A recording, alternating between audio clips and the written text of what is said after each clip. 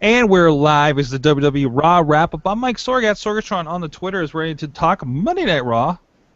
That's I think what we do here. With me on the line, I'm in Pittsburgh, PA. From Poughkeepsie, New York is Mad Mike at Mad Mike 4883 on the Twitters. Oh man, Sorg, a 50-year-old with a bat is gonna mess things up right now.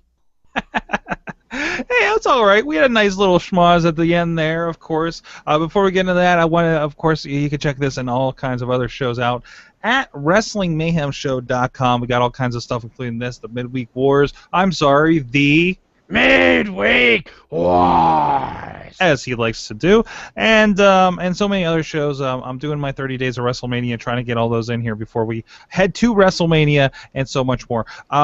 So with that, let's get into the night. And also please plug our friends, a whole bunch of other sites over at SorgatronMedia.com and a whole bunch of new shows at PittsburghWrestling.com. Some classic ones from the International Wrestling Cartel. CM Punk's in there, AJ Styles, Matt Hardy, all kinds of fun stuff from like 2003 to like 2011, Mike.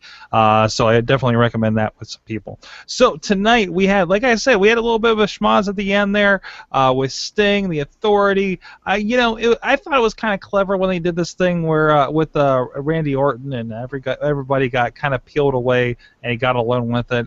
I mean, it was just far too obvious to me tonight. Mm-hmm. Yeah, I mean, because it was exactly what happened last week, only it was, you could kind of tell it was predetermined.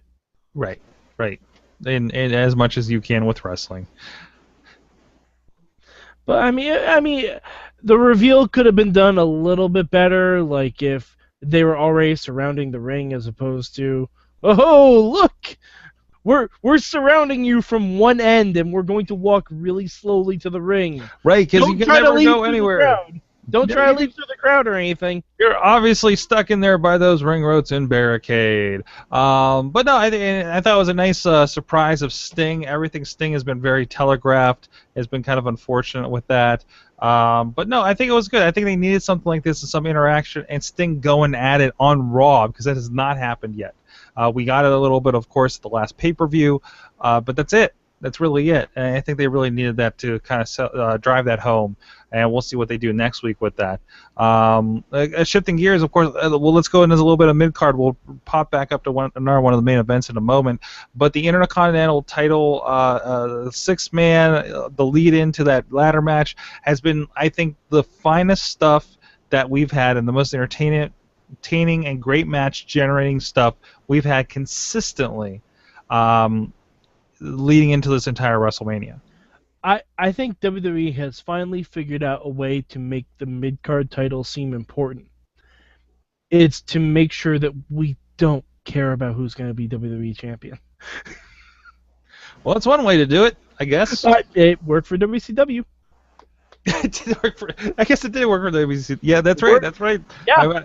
Cruiserweights. Tuned in for the cruiserweights for sure. Mm-hmm. This is what I'm saying. Definitely looking forward to that. It's really looking like that's going to be the show stealer of the night, is that ladder match. I mean, there are no duds in this match. Well, R-Truth. Yeah, but R-Truth as a dud in this ladder match versus what we've had in Money in the Bank, we don't have a Kane or Mark Henry in this match like we've had in the past. I like when there's a big guy in a ladder match. I honestly like when they do that because it gave us the Big Show ladder. That's true. We did get the Big Show ladder. I mean, I would only be happy if we got some Hornswoggle action in this to make it a WLC combination. But no, we're not going to get that. Bring it back around. We are getting an interspecies tag match on SmackDown. So. Jeez, we'll just leave that where it is. Okay, we'll go on that. Matadors are Los Matadors. I'm sorry, Tito Santana. Are heels, and I said like the only thing that really kind of drive home that they're heels should be that they start abusing the bull. And they're wearing red. And they're wearing red now, and red for Rudolphs. Yeah, there you go.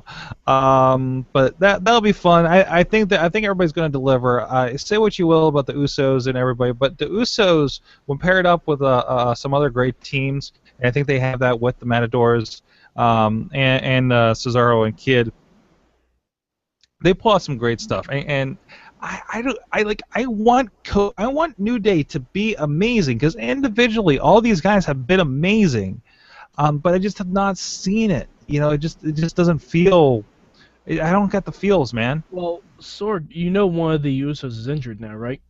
That I was not aware of. Possibly out of WrestleMania, I'm guessing. Oh wow! So do they have any prospects for what they might do with that, or originally I like a think it. three-way perhaps? I think it's just gonna be a three-way, unless they like, because they could throw in the Ascension. The Ascension was not in the Andre the Giant Memorial promo thing. But they could really still throw anybody else in that.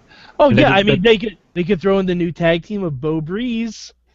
yeah, I'm loving that I news that would came out over the love that. weekend. I would love that if that was the case. Tyler Breeze and Bo Dallas apparently teaming up on the house show circuit. That's cool. I'd like to see that. All right.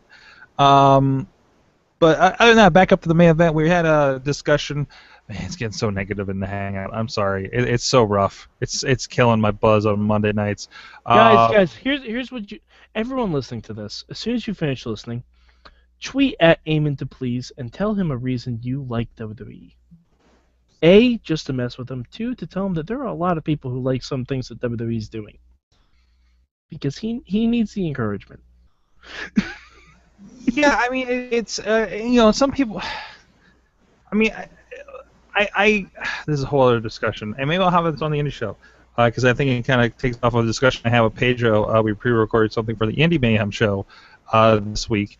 But if you're watching this, I'm hoping you're not here just to rail against what's going on Monday Night Raw. I mean, we watch wrestling. We watch a ton of other stuff, Mike. We between us, we watch like everything else and indies and involved in that in whatever ways. But Raw is still the top of it, regardless of what you think of it. Oh, this isn't for me. No, it's not for you. That's the other thing to remember. Raw is not for you, and we frankly overanalyze the crap out of this stuff when Mike and I and the other guys get together with this I was stuff. talking about Roman Reigns' new shirt, for Christ's sake. I mean, That's true, which is pretty interesting. But even that, we were looking at that, where kind of analyzing like that was perfect. He said a thing. It wasn't 15 minutes. He's not trying to do the giant diatribe. He's not the guy that's going to do that, right? And hopefully they're a little smarter about the writing. And if he becomes champion, he's not sitting there for 15 minutes at the beginning of Raw, flubbing over his lines. this was the best promo he's cut tonight. It was. It was to the point. He says, "I'm going to kick some ass in this," and I think more and more these promos are becoming a little more from the heart too. I have a feeling Paul Heyman had a hand in this one. That could be too. He's coaching him. Hey, Because it was his segment. yeah, that's true. That's true. So he's like, "I'm not going to let you make me look bad by you looking bad." So Right. this is going to happen. Mm-hmm. Like, I mean, I saw on Uprocks they had, how do you fix Roman Reigns? And I had one very simple answer for this: have Paul Heyman write his promos. If you want to script them, fine, script them. But I have think someone who knows what the hell they're doing script them. And I think somebody like Heyman knows you don't necessarily write for him. You don't necessarily script for him. You kind of more guide them. I mean, the old ECW adage, let's hide the flaws and accentuate the positives. Like, there's a lot of positives with Roman Reigns. I'm sorry. Paul Heyman made me believe Mikey Whipwreck was a credible world title contender. Exactly. The man did not have an offensive move and still was in a world championship match. That's impressive. He did not have an offensive move, Sorg. Somehow. Anyways, I don't know.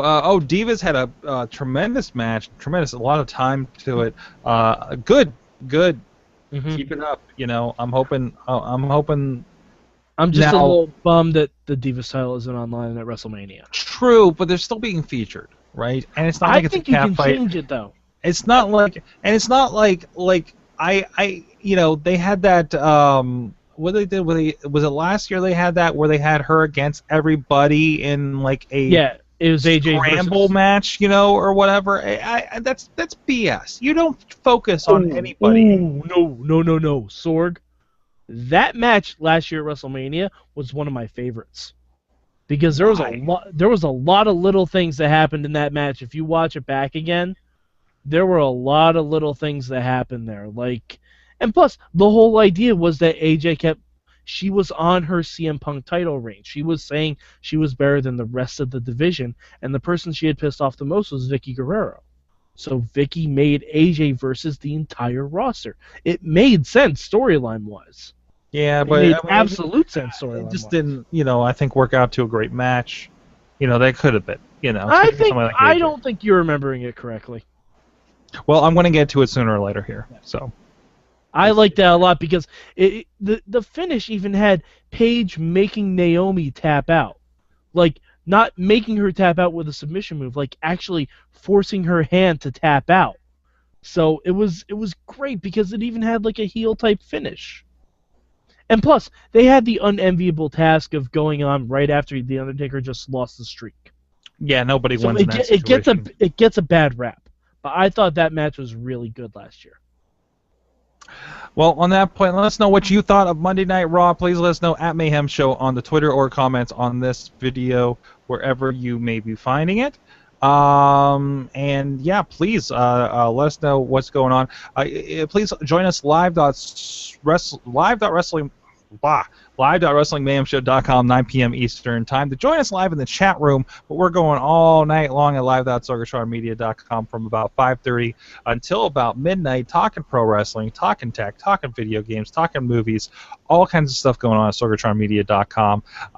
And check out all of our friends in boldpittsburgh.com, for instance. Got a lot of great stuff going on there. And we'll be talking with them, working with them here in the next few weeks. And so much more. At Mad Mike 483, he joins me on the Rambling Movie Minute that we'll be filming again tomorrow around 5:30 p.m. Eastern Time, which you can get to at ican'tremember.com off the top of my head because I haven't learned it yet. I think that ramblingreview.com I think still gets there. I think he fixed that. Yes, and you can also find us at Rambling Movies on Twitter. Yes, Rambling Movies on Twitter, and there's a great Rambling Movie Minute group, just like the Wrestling Mayhem Show Facebook group. A lot of good discussion going on all those places. So look for any of that stuff. Just look Sorgatron Media everywhere, and you'll find it. And also, don't forget to listen to our boy DJ Lunchbox's podcast Panel Riot, where Sorg is a guest on this week's show, and I will be the guest on this upcoming week's show. That's right. I give my very candid thoughts on Spider-Man 3. And, I'm not, as you guys have pointed out time and time again in the Hangouts, that I just kind of like a lot of things. Spider-Man 3 is not one of those things. And I was very, very over on it. Yet, you did Blade Trinity, which I loved. Yeah, see, Sorg doesn't like a movie that I can tolerate, and I hate a movie that Sorg loves. So it's a fun dichotomy to listen to. I don't even remember what I said. I'm also okay with the Ben Affleck Daredevil. Oh, we're on the same page on that one. Hey, Ben Affleck 100% more Coolio. That's all I'm go. saying. We're hoping for that for the Netflix. I mean, if there's one little cameo by Coolio, Oh my God, I'm just down with that. Coolio's in that show. I'm marking out. I'm losing my mind. I was so excited when Monument Valley popped up in House of Cards. Anyways, that's a whole other show. I think we just went into 3 other podcasts here. But we'll see you guys next time.